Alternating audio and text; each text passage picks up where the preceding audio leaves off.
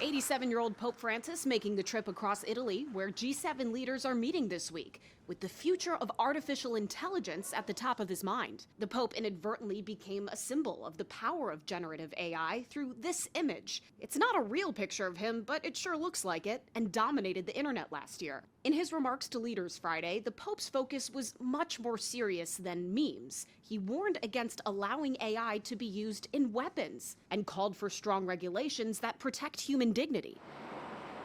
Back in Washington, thank you, Whip.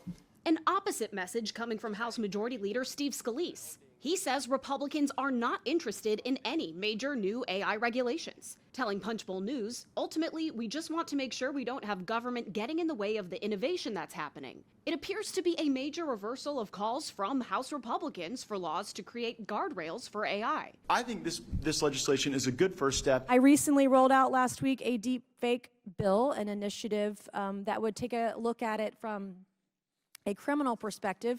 With regulation on pause, the private sector is moving at a breakneck pace to generate and integrate AI, with ethics on an honor system. We're not waiting for a comprehensive privacy legislation, regulation to come into effect. We already view privacy as a fundamental human right. Wall Street is loving the AI hype.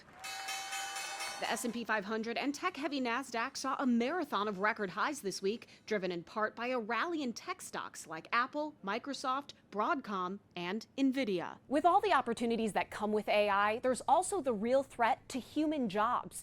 OpenAI CEO Sam Altman recently said there's no getting around the fact that AI will create some jobs, but it will also entirely change how a lot of jobs function or eliminate them altogether. In Washington, I'm Atrell Nashar.